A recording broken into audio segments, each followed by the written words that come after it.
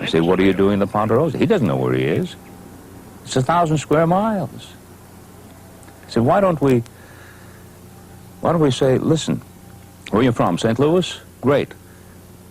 How about staying with us for a week?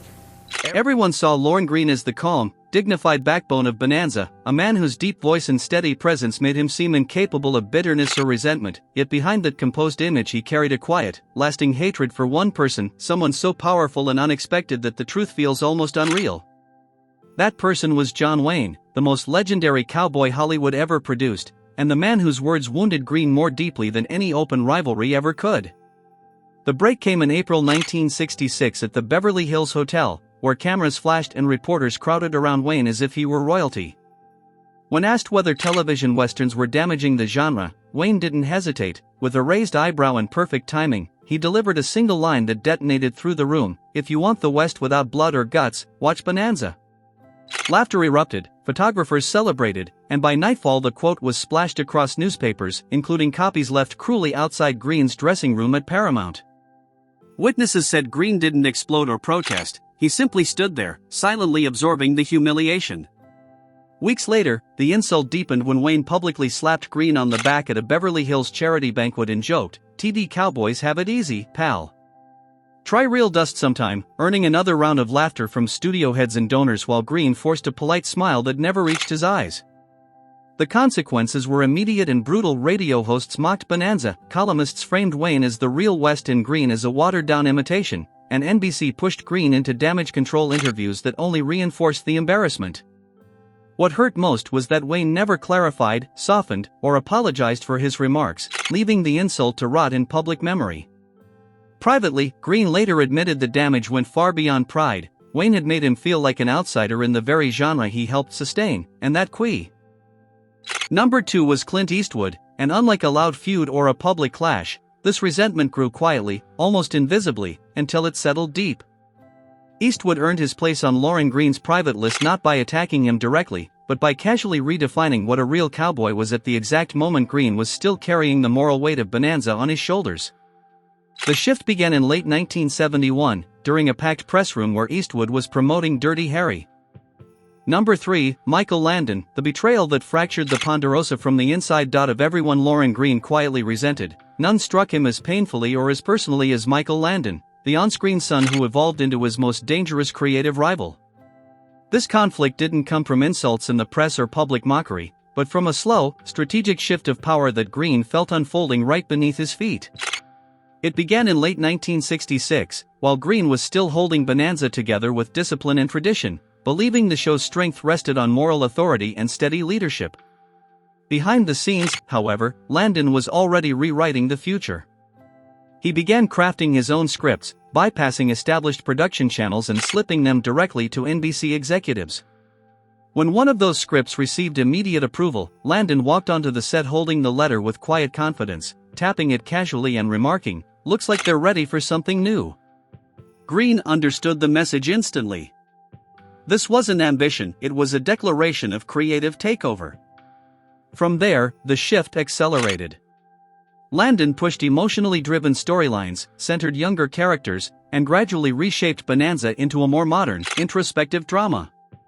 Greene watched his character, Ben Cartwright, move from the moral core of the show to the edges of the frame as NBC praised Landon's evolution. The final blow came in 1972 during a script meeting when Greene realized his role had been reduced to little more than background presence. As he flipped through the pages, Landon calmly stated, "The audience wants a new direction." Greene didn't protest. He placed the script down, stood, and walked out, leaving behind a silence so heavy a producer later said it could have cracked glass. From that moment on, the set divided, those loyal to Landon's future and those who still believed Greene was the soul of Bonanza. Magazines crowned Landon the show's new architect. Number 4, Pernell Roberts, the fourth name on Lorne Greene's private list, was the only man who didn't hide his opposition or soften his words. Pernell Roberts, the co-star who transformed the Bonanza set from a family ranch into an open battleground. From the earliest seasons, Roberts viewed the show less as a moral frontier drama and more as an intellectual argument, and Greene stood at the center of everything he challenged. The tension first ignited during a script meeting in the early 1960s, when Roberts leaned back, lifted his pages, and declared in front of the entire team that the stories were too clean and that Ben Cartwright wasn't a father but a fantasy. The room fell silent as every eye turned to Greene, who said nothing, though his rigid posture revealed the insult had landed. Roberts only escalated, openly criticizing the writing, the tone, and especially Greene's character, culminating in a heated 1963 confrontation when he slammed a script on the table and argued that Adam couldn't grow because Ben wouldn't let him.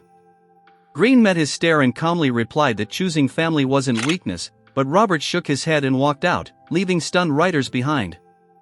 The conflict spilled beyond meetings. Roberts skipped promotions, avoided charity events, and repeatedly left Greene alone to defend the show's unity to the press, while NBC quietly pressured Greene to act as peacemaker, a role that drained him.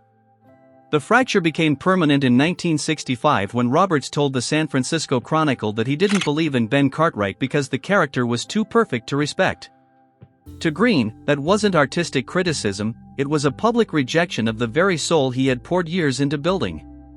From that moment on, forgiveness was no longer possible, and the resentment between them hardened into a wound that never truly healed. Number 5, Guy Williams, the final name on Lorne Greene's list and the only one who pushed him beyond silent resentment into visible action.